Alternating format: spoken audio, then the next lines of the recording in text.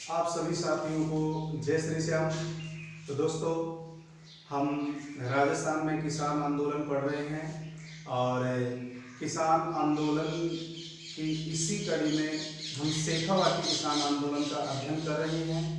शेखावाटी किसान आंदोलन से संबंधित घटनाओं का यदि हम विवेचन करें, विश्लेषण करें, तो इसमें सीकर ठिकाने में किसान आंदोलन की चर्चा चल रही है।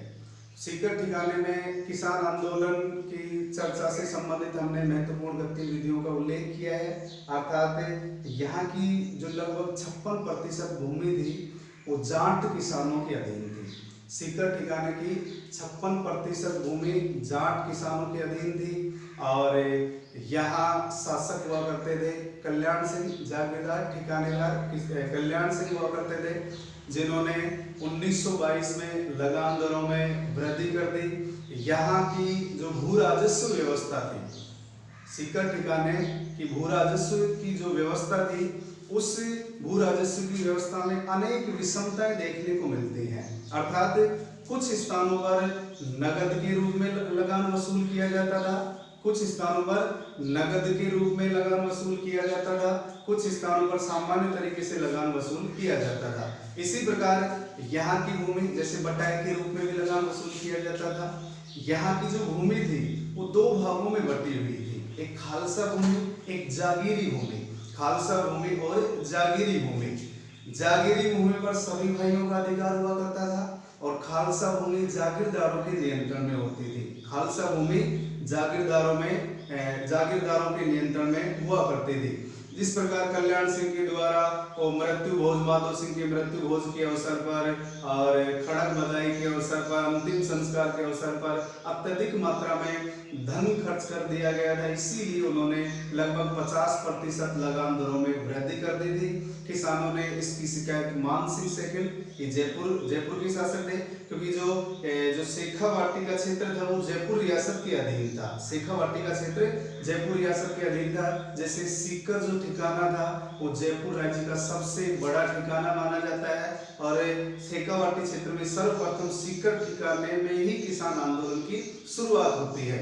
इसके पश्चात किसानों ने शिकायत की और मान सिंह सैकिल ने उनकी समस्याओं को दूर करने का आश्वासन दिया, लेकिन किसी प्रकार की समस्याओं का समाधान नहीं हो पाया। राम नारायण चौधरी जो राजस्थान सेवा संघ के सचिव थे, उन्होंने ठिकाने और किसानों के मध्य समझौता करवाने का प्रयास किया था। किसानों और ठिकाने के मध्य समझौता करवाने का प्रयास किया, लेकिन वो इस कार्य में असफल रहे। इसके पश्चात उन्होंने किसानों को संगठित करने का प्रयास किया। उन्होंने तरुण राजस्थान और लंदन से प्रकाशित डेली हेराल्ड समाचार पत्रों में इस आंदोलन को उठाया या इस आंदोलन को प्रकाशित किया। इसके पश्चात इन्हीं के प्रयासों से मिस्टर पैट्रिक लॉरेंस ने ब्रिटेन के हाउस ऑफ कॉमन्स में सीकर के किसानों का मुद्दा उठाया। इसके पश्चात 1925 में रामनारायण चौधरी को जयपुर छोड़ने का आदेश दे दिया गया। ठाकुर देशराज जो भरतपुर से थे, ठाकुर देशराज जिनका संबंध भरतपुर से था, उन्होंने भी यहाँ के किसानों को संगठित किया और उन्होंने 1931 में राजस्थान जाट क्षेत्रीय सभा का गठन किया और इस सभा के माध्यम से किसानों को संगठित करने का प्रयास किया। इसके पश्चात दोस्तों 1932 में झुंझुनू में जाट महासभा का आयोजन किया गया, जिसमें लगभग 60,000 जाट किसानों ने भाग लिया। इसके पश्चात यहाँ एक यज्ञ होगा जिसके ऊपर चर्चा करेंगे।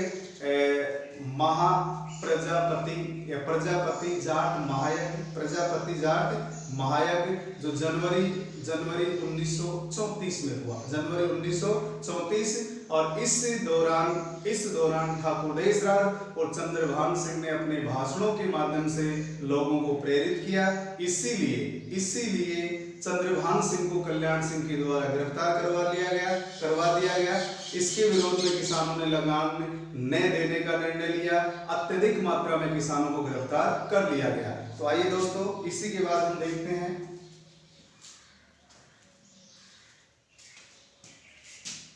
हमारा टॉपिक है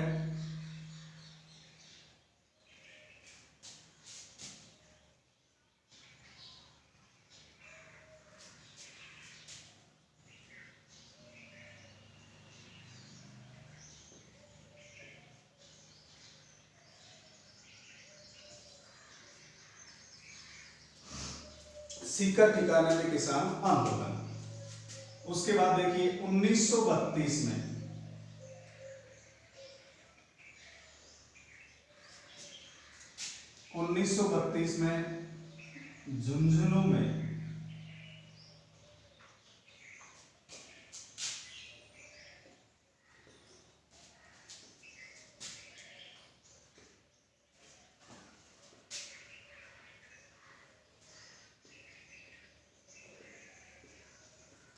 जाट महासभा का आयोजन किया गया और इसमें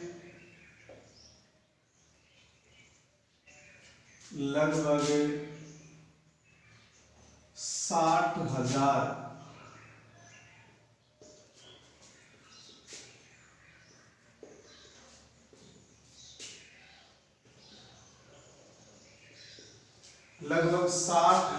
जाट किसानों ने भाग लिया। इसके पश्चात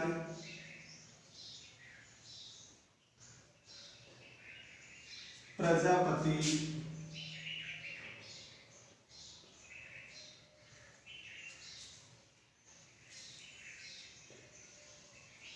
जाट महायज्ञ, प्रजापति जाट महायज्ञ।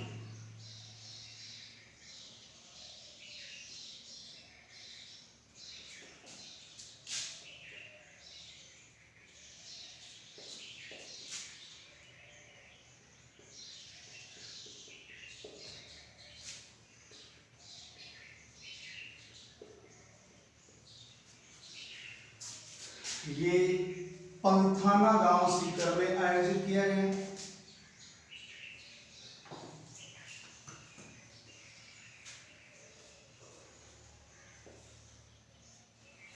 बीस से 26 जनवरी 1934 के मध्य और इस दौरान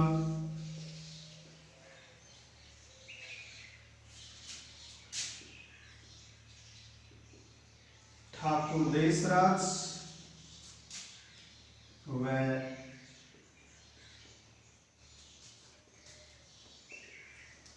चंद्रभान सिंह ने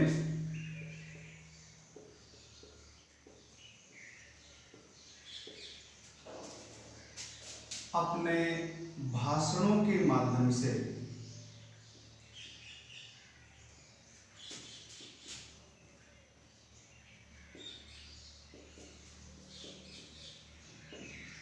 किसानों को संगठित किया।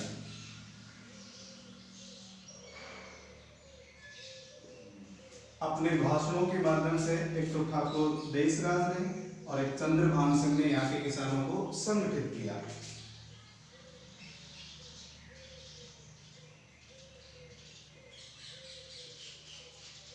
कल्याण सिंह के द्वारा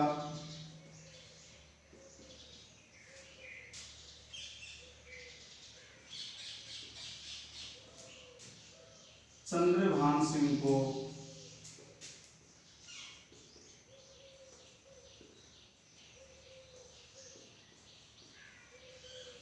गिरफ्तार कर लिया गया।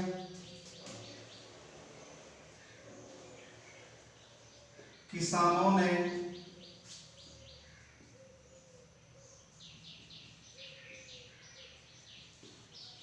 इसकी गिरफ्तारी के विरोध में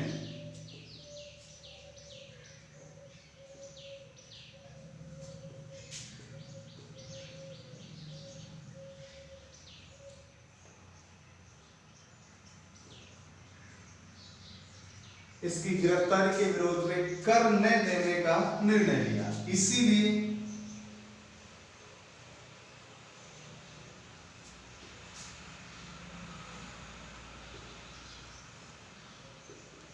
ठाकुर द्वारा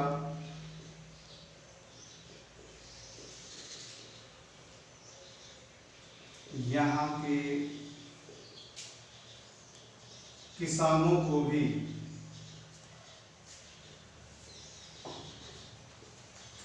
गिरफ्तार कर लिया गया।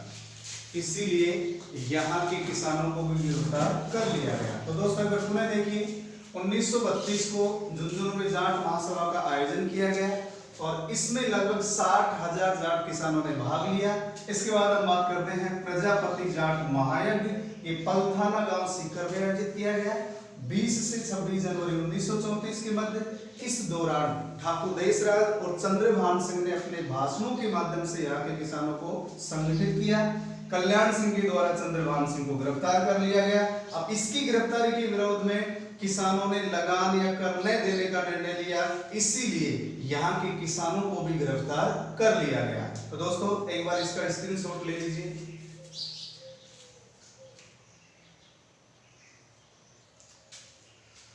इसके पश्चात दोस्तों इसी दौरान सीहोट अथवा सीहोत के ठाकुर मानसिंह के द्वारा किसानों पर अत्याचार किए गए। सीहोत अथवा सीहोट के ठाकुर मानसिंह के द्वारा किसानों पर अत्याचार किए गए, महिलाओं पर अत्याचार किए गए, महिलाओं पर अमानुषिक अत्याचार किए। तो दोस्तों ये पहला उदाहरण देखने को मिलता है जब महिलाओं के साथ अत्याचार किए जाएंगे। ये पहला उदाहरण देखने को मिलेगा जब महिलाओं के साथ अत्याचार किए जाएंगे। इसीलिए इसके विरोध में प्रथम महिला सम्मेलन का आयोजन किया गया। इसके विरोध में अर्थात जब महिलाओं पर अत्याचार हुआ, महिलाओं को घसीटा गया, अमानुषिक अत्याचार किए गए, तो इसके विरोध में प्रथम महिला सम्मेलन का आयोजन हुआ। और प्रथम महिला सम्मेलन कटराथल सीकर में 25 अप्रैल 1934 को किशोरी देवी के नेतृत्व में आयोजित किया गया। किशोरी देवी ने लगभग 10,000 महिलाओं के समूह का नेतृत्व किया था। किशोरी देवी जो हरलाल सिंह खर्रा की पत्नी थी, उनके द्वारा लगभग 10,000 महिलाओं के समूह का नेतृत्व किया गया। और इस दौरान ठाकुर देशराज की पत्नी उत्तमा देवी ने भाषण दिया था। इस दौरान ठाकुर देशराज की पत्नी उत्तमा देवी के द्वारा भाषण दिया गया। अब इस सम्मेलन में जो मुख्य मुद्दा था वो सीहोत के ठाकुर मान सिंह के विरुद्ध उठाया गया, अर्थात सीहोत के ठाकुर मान सिंह की गिरफ्तारी का मुद्दा उठाया गया। बढ़ते विरोध के कारण, यानी जब विरोध बढ़ने लगा तो मान सिंह सेकंड के द्वारा कैप्टन वेब को सीकर का सर्वोच्च अधिकारी बनाकर भेजा जाएगा। तो आइए दोस्तों इसके बाद हम अध्ययन करते हैं सीहोत के ठाकुर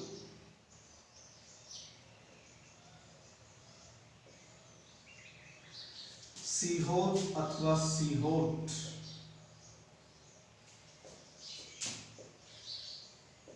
ठाकुर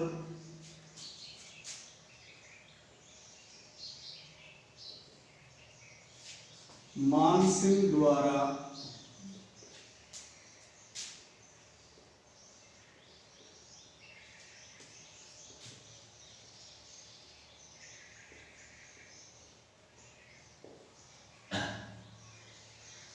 किसानों पर अत्याचार किए गए, अर्थात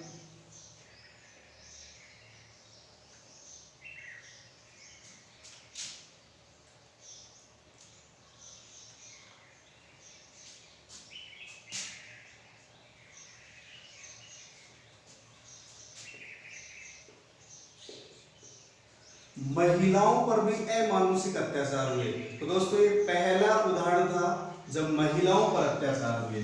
यह है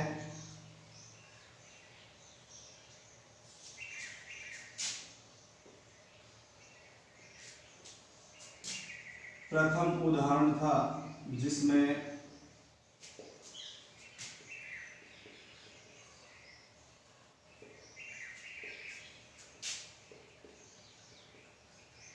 महिलाओं पर अत्याचार हुए।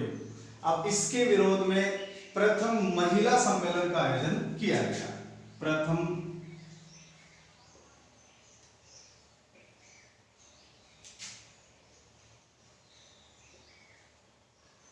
महिला सम्मेलन, यानी जब महिलाओं के साथ अमानुषिक अत्याचार किए गए, महिलाओं को घसीटा गया, इसके विरोध में प्रथम महिला सम्मेलन का आयोजन स्थान है आपका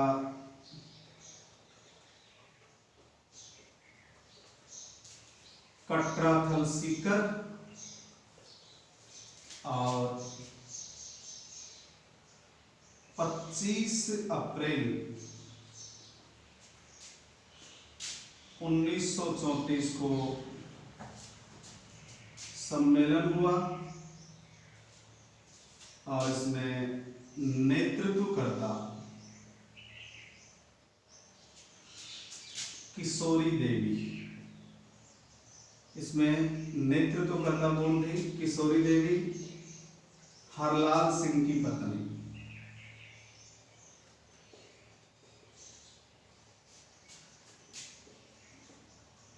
हरलाल सिंह की पत्नी। इसी प्रकार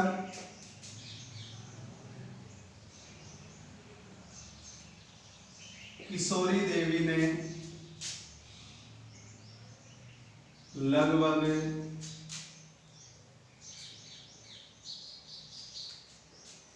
10,000 महिलाओं का नेतृत्व किया। लगभग 10,000 महिलाओं का नेतृत्व किया और इस दौरान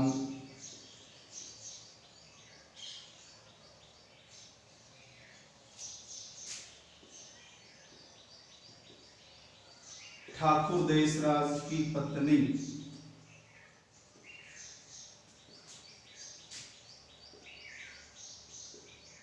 उत्तमा देवी, दोस्तों याद रखना है, ठाकुर देशराज की पत्नी थी उत्तमा देवी ने भाषण दिया और सम्मेलन में सीहोर के ठाकुर मान सिंह की गिरफ्तारी की मांग रखी गई। सम्मेलन में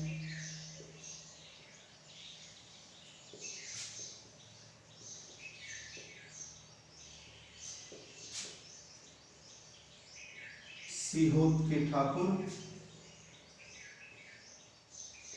मान सिंह को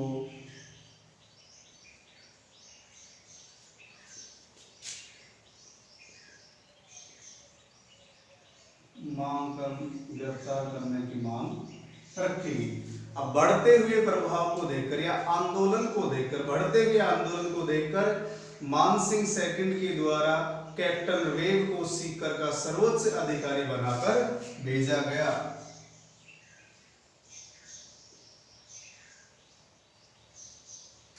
बढ़ते हुए आंदोलन को देखकर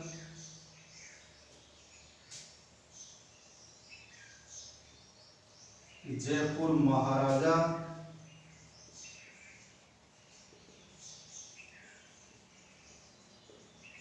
मान सिंह सेकंड के द्वारा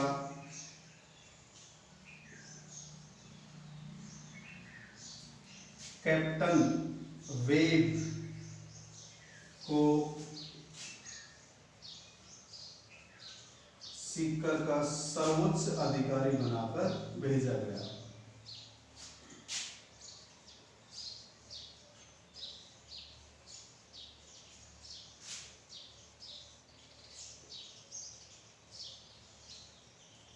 दोस्तों सीहोर के ठाकुर के द्वारा, ठाकुर का नाम था मान सिंह, महिलाओं पर भी अत्याचार हुए, तो एक पहला उदाहरण था जिसमें महिलाओं पर अत्याचार हुए। इसके विरोध में प्रथम महिला सम्मेलन का आयोजन कट्टाथल सीकर में हुआ 25 अप्रैल 1934। दोस्तों याद रखना है, कई बार एग्जाम में क्वेश्चन आ चुका है। और किशोरी देवी ने लगभग 10,000 महिलाओं के समूह का नेतृत्व किया और इस सम्मेलन के दौरान ठाकुर देशराज की पत्नी उत्तमा देवी ने भाषण दिया। सम्मेलन में सीहोर के ठाकुर मान सिंह को गिरफ्तार करने की मांग रखी गई। बढ़ते हुए आंदोलन को देखकर, आंदोलन की बढ़ती हुई गतिविधियों को देखकर जयपुर के महाराजा मान सिंह सेकंड ने कैप्टन वेब नामक अंग्रेज अधिकारी को सीकर का सर्वोच्च अधिकारी बनाकर भेज दिया गया। तो एक बार इसका स्क्रीनशॉट ले लीजिए। इसके बाद देखिए दोस्तों, तो बढ़ते हुए आंदोलन को देखकर, जब आंदोलन की गतिविधियां निरंतर बढ़ रही थी, तो जयपुर के महाराजा मान सिंह सेकंड के द्वारा, जयपुर के महाराजा मान सिंह सेकंड के द्वारा कैप्टन वेब को सीकर का सर्वोच्च अधिकारी बनाकर भेज दिया गया।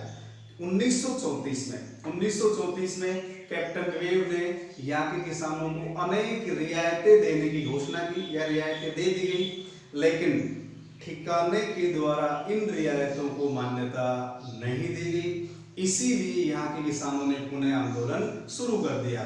इसी में एक बिंदु आएगा आपका जयसिंहपुरा गांव हत्याकांड। जयसिंहपुरा गांव हत्याकांड। दोस्तों इसे समझिए क्या है, हम सीकर ठिकाने में किसान आंदोलन की चर्चा कर रहे हैं, इसी में एक बिंदु है जयसिंहपुरा गांव हत्याकांड 21 जून 1934। जयसिंहपुरा गांव हत्याकांड 21 जून 1934 की बात है। ढूंढलोद, अपन बात करेंगे अभी पंचपाणों की बात करेंगे, अभी इसे यही समझ लीजिए। ढूंढलोद के ठाकुर हरनाथ सिंह, ढूंढलोद, ये पंचपाणों की बात करेंगे, आगे आने वाला है नेक्स्ट, वहां चर्चा करेंगे इसकी डिटेल से। ढूंढलोद के ठाकुर हरनाथ सिंह के भाई का नाम था ईश्वरी सिंह। ढूंढलोद का ठाकुर था हरनाथ सिंह, उसके भाई का नाम था ईश्वरी सिंह। ईश्वरी सिंह ने अपने साथियों के साथ मिलकर जयसिंहपुरा गांव में खेत में कार्य कर रहे किसानों पर हमला करवा दिया, जिसमें लगभग 4 किसान शहीद हो गए या 4 किसान मारे गए।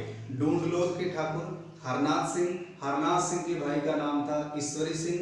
ईश्वरी सिंह ने खेत में कार्य कर रहे किसानों पर हमला करवा दिया, जिसमें 4 किसान मारे गए। मंदसौर से प्रकाशित एक समाचार पत्र था अर्जुन, मंदसौर एमपी, मंदसौर से प्रकाशित अर्जुन समाचार पत्र में इस घटना को प्रकाशित किया गया। इसके पश्चात ठाकुर देशराज के आह्वान पर, ठाकुर देशराज के कहने पर 21 जुलाई 1934 को, 21 जुलाई, यह घटना घटित हुई थी 21 जून 1934 को, 21 जुलाई 1934 को जयपुर रियासत में जयसिंहपुरा शहीद दिवस मनाया गया। 21 जून को यह हत्याकांड हुआ, 21 जुलाई 1934 को जयपुर रियासत में जयसिंहपुरा शहीद दिवस मनाया गया। तो दोस्तों ईश्वरी सिंह प्रथम राजपूत जमींदार थे, ईश्वरी सिंह प्रथम राजपूत जमींदार थे जिन्हें कारावास की सजा सुनाई गई। तो आइए दोस्तों अब हम बात करते हैं जयसिंहपुरा गांव हत्याकांड। देखिए, एक तो 1934 में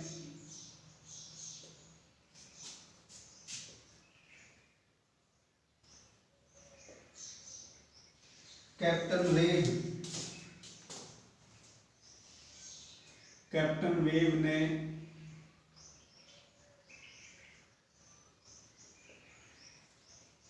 किसानों को कुछ रियायतें दे दी, क्योंकि कैप्टन वेब को मान सिंह सेकंड के द्वारा सीकर का सर्वोच्च अधिकारी बनाकर भेजा गया था। तो कैप्टन वेब ने 1934 में यहाँ के किसानों को कुछ रियायतें दे दी, लेकिन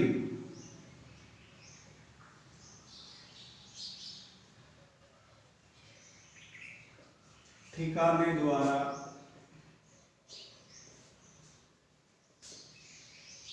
किसानों को रियायतें नहीं दी गई। यद्यपि इन्होंने घोषणा कर दी, लेकिन ठिकाने ने किसी प्रकार की रियायतें नहीं दी। किसानों ने पुनः आंदोलन शुरू कर दिया।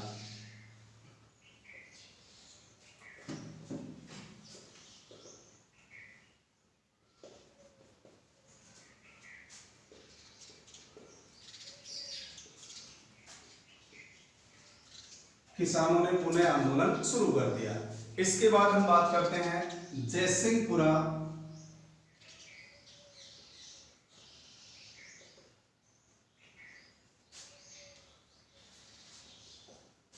गांव हत्याकांड। दोस्तों इसके बाद हम बात करते हैं जयसिंहपुरा गांव हत्याकांड, और ये घटना घटित हुई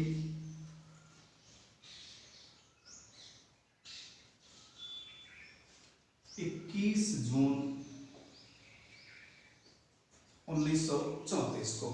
जयसिंहपुरा गांव हत्याकांड 21 जून 1934। इसमें देखिए,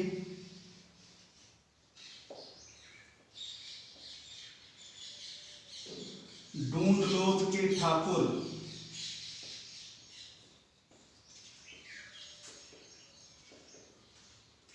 हरनाथ सिंह के भाई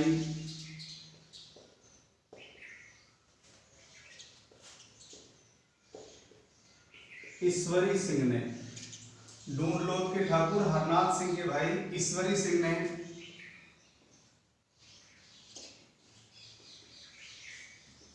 खेत में कार्य कर रहे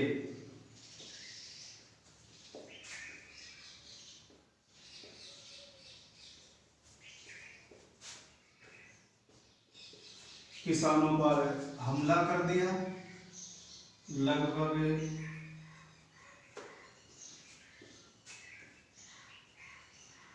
4 किसान मारे गए।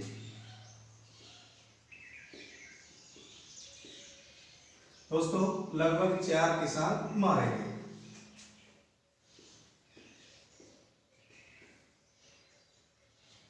मंदसौर से प्रकाशित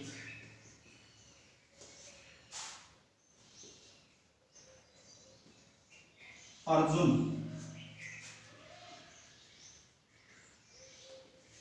समाचार पत्र ने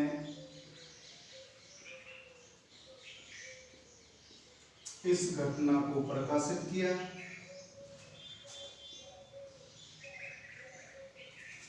और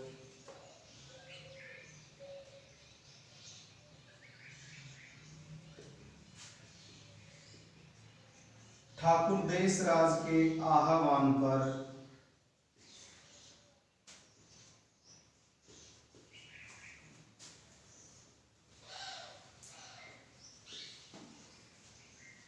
जुलाई 1934 को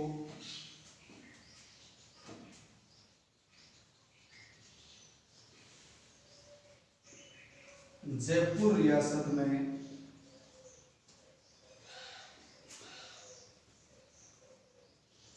जयसिंहपुरा शहीद दिवस मनाया गया।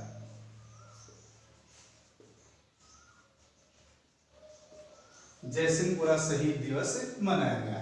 तो दोस्तों ये था जयसिंहपुरा गांव हत्याकांड 21 जून 1934 को और यहाँ लगभग 4 किसान मारे गए और इसमें मुख्य अभियुक्त की भूमिका निभाने वाले ढूंढलोद के ठाकुर हरनाथ सिंह के भाई ईश्वरी सिंह थे। और इस घटना को प्रकाशित अर्जुन समाचार पत्र जो मंदसौर एमपी से प्रकाशित होता था प्रकाशित किया गया और ठाकुर देशराज के आह्वान पर जयपुर रियासत में 21 जुलाई 1934 को जयसिंहपुरा शहीद दिवस मनाया गया। तो एक बार इसका स्क्रीनशॉट ले लीजिए। इसके पश्चात दोस्तों ईश्वरी सिंह को कारावास की सजा सुनाई गई। अर्थात अपन कह सकते हैं ईश्वरी सिंह प्रथम राजपूत जमींदार थे जिसे कारावास की सजा सुनाई गई। इसी क्रम में सीकर ठिकाने में किसान आंदोलन कर रहे हैं। इसी क्रम में एक और बिंदु है खुड़ी गांव कांड। खुड़ी गांव कांड मार्च 1935 में खुड़ी गांव कांड मार्च 1935 की घटना है। खुड़ी गांव की जो कुल आबादी थी, खुड़ी गांव कांड 1935 मार्च 1935, यहाँ की जो कुल आबादी थी उसमें आधा हिस्सा जाट जाति का और आधा हिस्सा राजपूतों का था। यानी कुल आबादी में आधा आधा हिस्सा राजपूत और जाट जाति से संबंधित था। तो जाट जाति के लोग लड़की के विवाह के अवसर पर घोड़ी पर बैठकर तोरण मारना चाहते थे। जाट जाति के लोग, लड़की का विवाह था, इस दौरान घोड़ी पर बैठकर तोरण मारना चाहते थे, लेकिन राजपूतों ने इनकार कर दिया। राजपूतों ने उसे रोक दिया। जब स्थिति भयानक होने लगी तो राजपूतों ने रत्ना नामक जाट का सर काट दिया। राजपूतों के द्वारा रत्ना नामक जाट का सर काट दिया गया। जब स्थिति और भयानक होने लगी तो कैप्टन वेब खुड़ी गांव पहुंचे। कैप्टन वेब खुड़ी गांव पहुंचे लेकिन स्थिति पर नियंत्रण नहीं किया जा सका। इसीलिए कैप्टन वेब के द्वारा यहाँ लाठीचार्ज करवाया गया और महात्मा गांधी ने हरिजन समाचार पत्र में इस घटना की निंदा की। दोस्तों दोबारा देखिए, खुड़ी गांव कांड। खुड़ी गांव कांड मार्च 1935 की घटना है। मार्च 1935 की घटना है। खुड़ी गांव की कुल आबादी में आधा भाग राजपूतों का, आधा भाग जाट जाति का था। यहाँ जाट जाति के लोगों ने लड़की के विवाह के अवसर पर घोड़ी पर बैठकर तोरण मारने की योजना बनाई या निर्णय लिया, लेकिन राजपूतों के द्वारा या राजपूतों ने इस कार्य के लिए मना कर दिया। राजपूतों ने तोरण मारने से रोक दिया। इसीलिए राजपूतों के द्वारा आपस में एक संघर्ष की स्थिति पैदा हो गई राजपूत और जाटों के मध्य। इसीलिए राजपूतों के द्वारा रत्ना जाट नामक व्यक्ति का सर काट दिया गया। स्थिति भयानक होने के पश्चात कैप्टन वेब खुड़ी गांव पहुंचे, लेकिन स्थिति पर नियंत्रण नहीं किया जा सका। इसीलिए कैप्टन वेब ने लाठीचार्ज का निर्णय लिया या लाठीचार्ज का आदेश दे दिया। गांधी जी ने हरिजन समाचार पत्र में इस घटना की निंदा की। तो आइए दोस्तों, अब हम बात करते हैं खुड़ी गांव कांड। इससे पहले आपको एक लाइन याद रखनी है।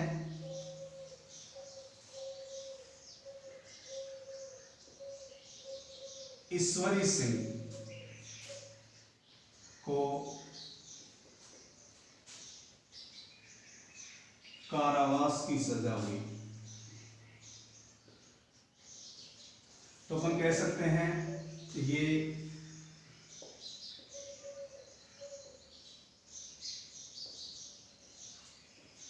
प्रथम राजपूत जमींदार थे जिन्हें सजा सुनाई गई।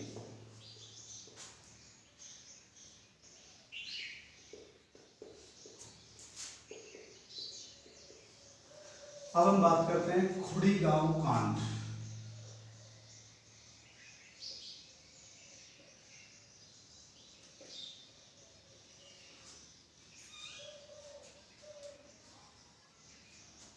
और ये घटना है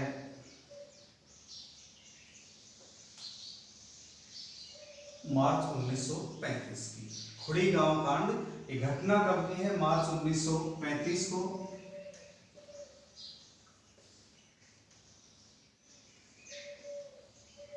खुड़ी गांव की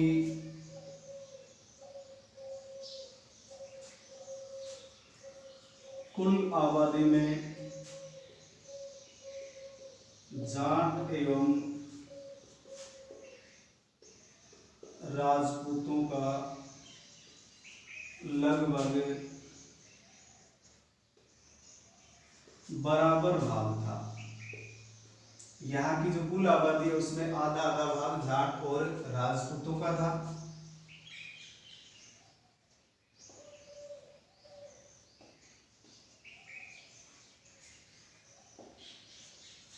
लड़की के विवाह के अवसर पर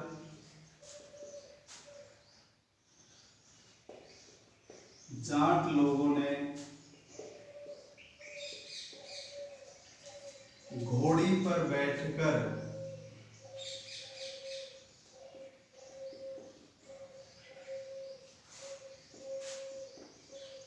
तोरण मारने का निर्णय लिया।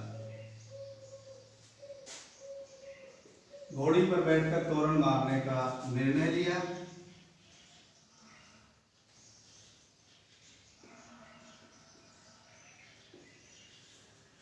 राजपूतों ने इनकार कर दिया। इसीलिए दोनों जातियों के मध्य, लोगों के मध्य संघर्ष की स्थिति उत्पन्न हो गई और राजपूतों के द्वारा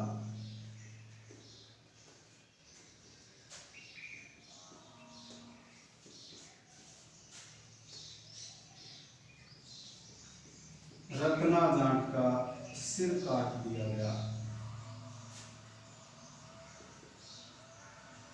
रत्ना जाट का सिर काट दिया गया। स्थिति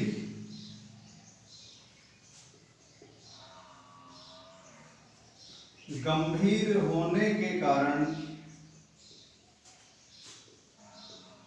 कैप्टन वेब स्थिति गंभीर होने के कारण कैप्टन वेब खुड़ी गांव पहुंचे।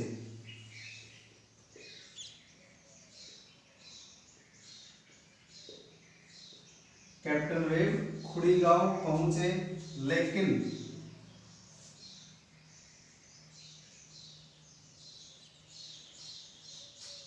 वह अपने प्रयासों में असफल रहे।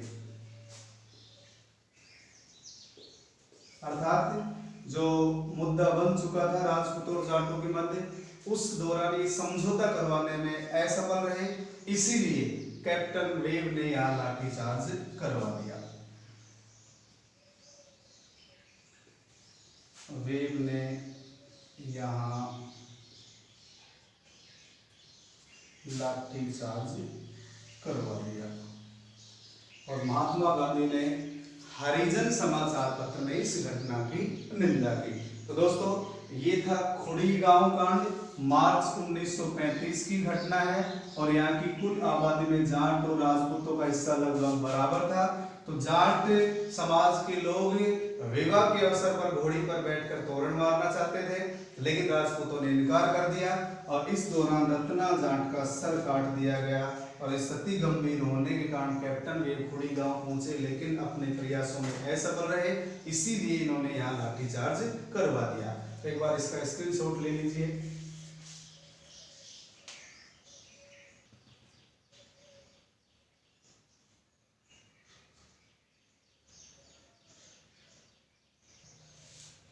इसके बाद देखिए दोस्तों, तो गांधी जी द्वारा हरिजन समाचार पत्र में इस घटना की निंदा की गई। एक बार इसे देखिए।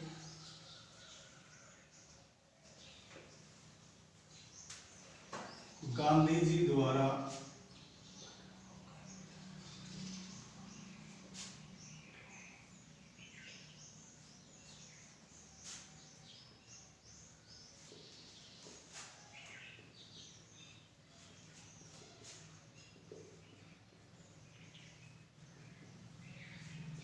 इस घटना की निंदा की गई। इसके पश्चात हम इसी में एक बिंदु लेते हैं, शेखावाटी किसान आंदोलन में पंच पाणे। देखिए दोस्तों,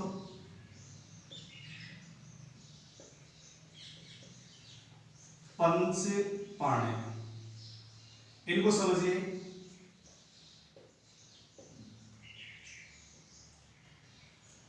शेखावाटी क्षेत्र में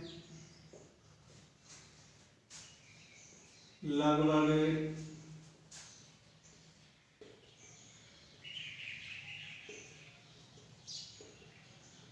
421 जागीरदार थे। दोस्तों शेखावाटी क्षेत्र में लगभग 421 जागीरदार थे और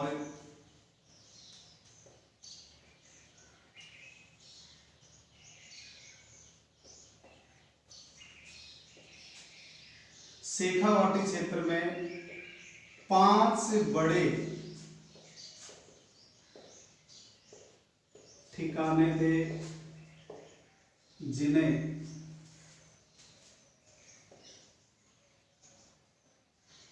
पंच पाणे कहा गया। 5 बड़े ठिकाने थे शेखावाटी क्षेत्र में जिन्हें पंच पाणे कहा गया, जैसे मंडावा,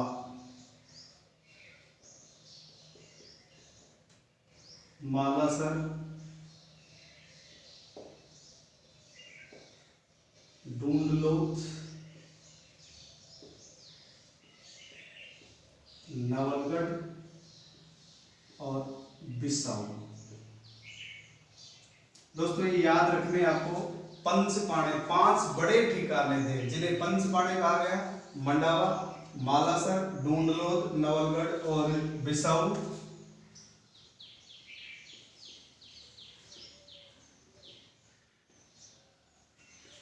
यहाँ की कुल आबादी में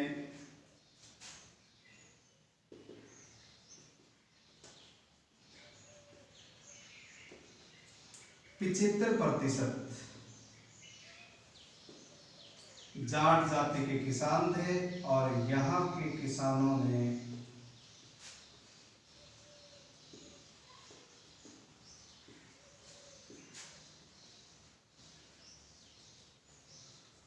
बढ़ी हुई लगान दरों एवं लागतों के विरोध में आंदोलन शुरू कर दिया।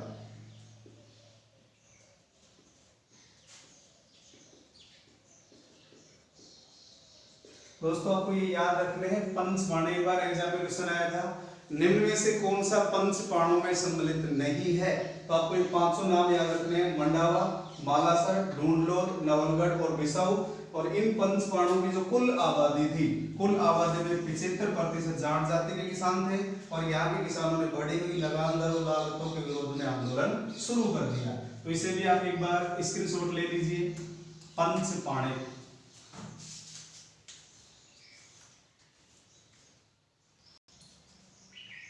इसके बाद देखिए दोस्तों, तो जागीरदारों के द्वारा लागतों और बढ़ी हुई लगान दरों के विरोध में यहाँ के किसानों ने जयपुर के महाराजा मान सिंह सेकंड के पास शिकायत की और मान सिंह ने समस्याओं को दूर करने का आश्वासन दिया। इसी प्रकार यहाँ के जो पंच पाणे थे, ठिकाने थे, किसानों का निरंतर शोषण हो रहा था। राम नारायण चौधरी के द्वारा यहाँ के किसानों को संगठित किया गया।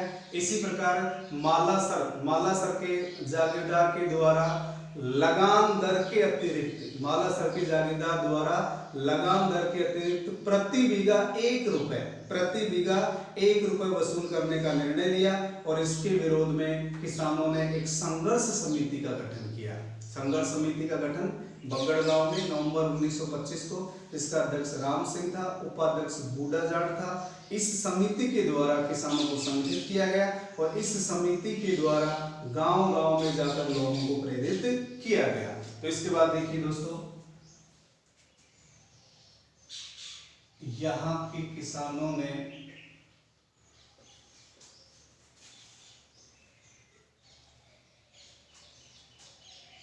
मान सिंह सेकंड के पास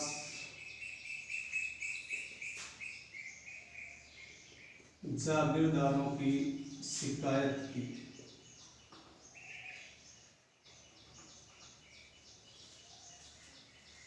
इससे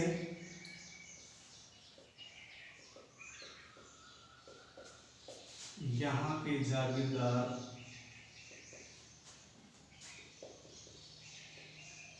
क्रोधित हो गए। इससे यहाँ के जागीरदार क्रोधित हो गए।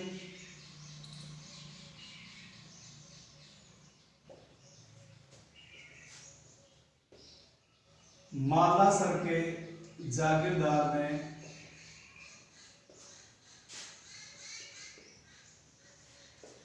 लगान के अतिरिक्त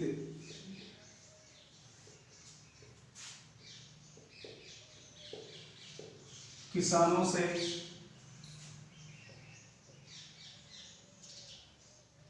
प्रति बीघा 1 रुपए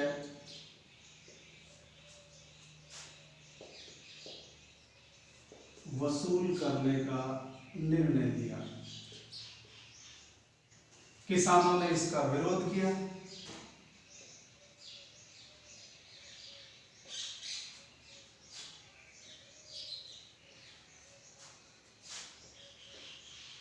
और राम नारायण चौधरी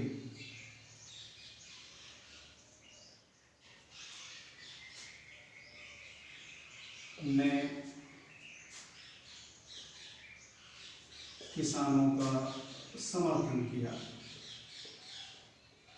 राम नारायण चौधरी ने किसानों का समर्थन किया। अब किसानों ने मिलकर एक समिति का गठन किया। एक समिति है,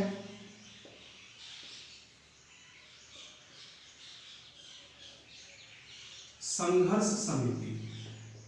किसानों के द्वारा एक समिति का गठन किया गया। देखिए दोस्तों, नवंबर 1925 को किसानों ने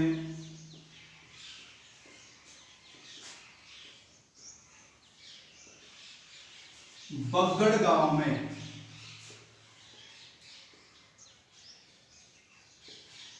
एक सभा का आयोजन करके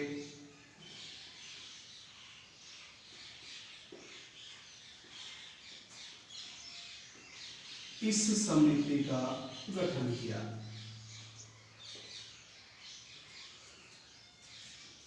इस समिति का अध्यक्ष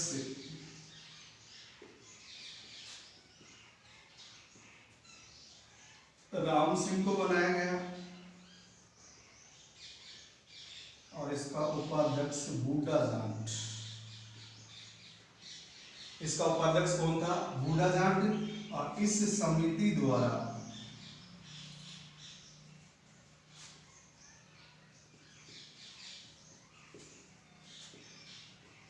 गांव गांव में जाकर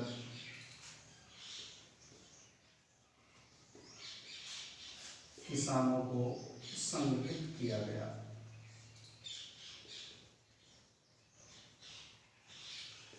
देखिए दोस्तों, यहाँ के किसानों ने जागीरदारों के अत्याचारों के विरोध में मान सिंह सेकंड के पास शिकायत की। इससे जागीरदार क्रोधित हो गए।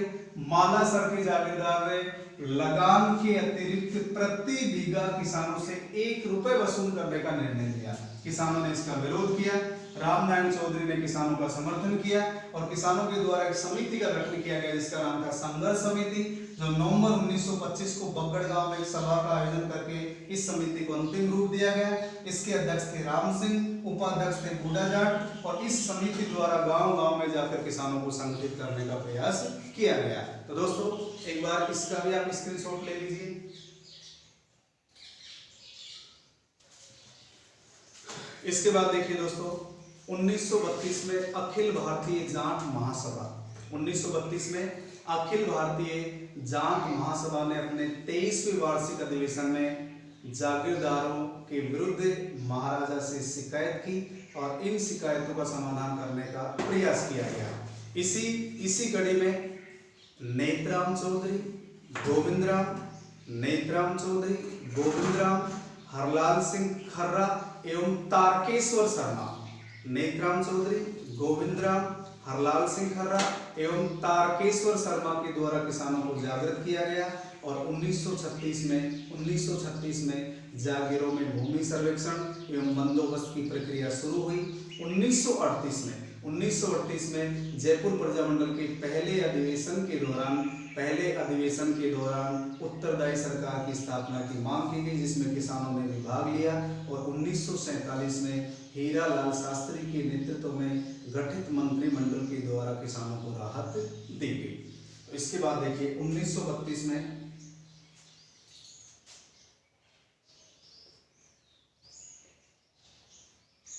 अखिल भारतीय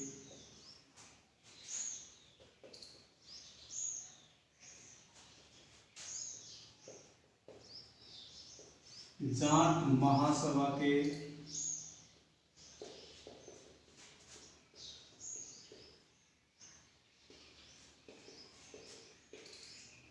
तेईसवें वार्षिक अधिवेशन में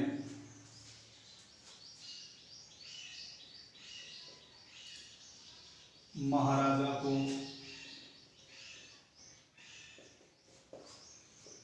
जागीरदारों के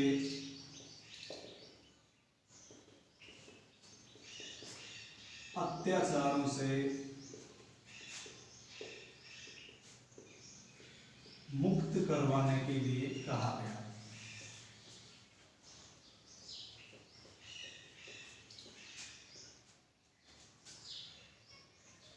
इसके बाद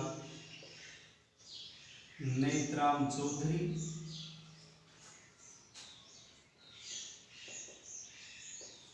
तारकेश्वर शर्मा, हरलाल सिंह,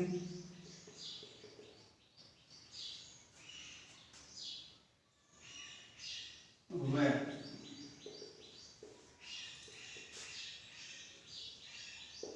गोविंदराम ने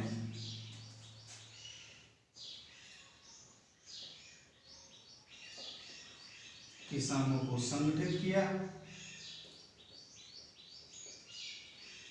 1936 में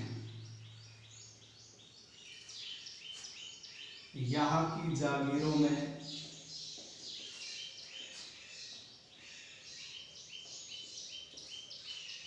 भूमि सर्वेक्षण एवं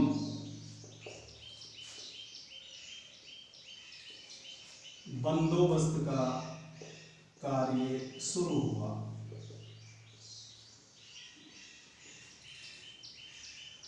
1938 में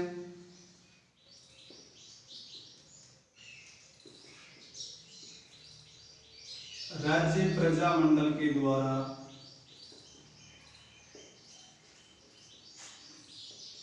उत्तरदायी शासन की मांग की गई।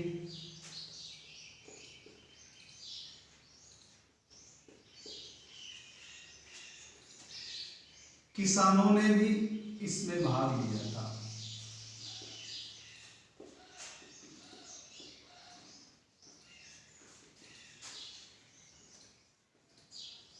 इसके पश्चात 1947 में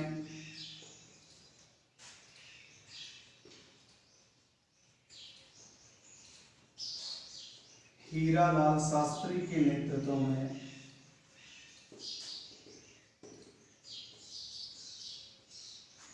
मंत्रिमंडल का गठन हुआ।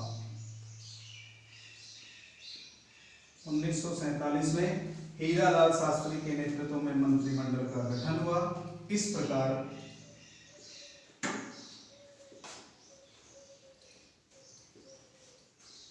किसानों की समस्याओं का समाधान किया गया। दोस्तों, जमनालाल बजाज ने भी यहाँ के किसानों को अपना नैतिक समर्थन दिया था। जमनालाल बजाज ने भी इस यानी किसानों को संगठित किया। नरोत्तम लाल जोशी के द्वारा किसानों को संगठित किया गया। हरलाल सिंह खर्रा के द्वारा भी यानी किसानों को संगठित किया गया। रामनाथ चौधरी, किशोरी देवी, उत्तमा देवी, महिलाओं की भी इस आंदोलन में महत्वपूर्ण भूमिका दी। दोस्तों, ये था शेखावाटी किसान आंदोलन। और इसके पश्चात हम बात करेंगे राजस्थान में भील आंदोलन, मीणा आंदोलन, मेव आंदोलन। एक बार आप इसका स्क्रीनशॉट ले लीजिए। जय हिंद, जय भारत।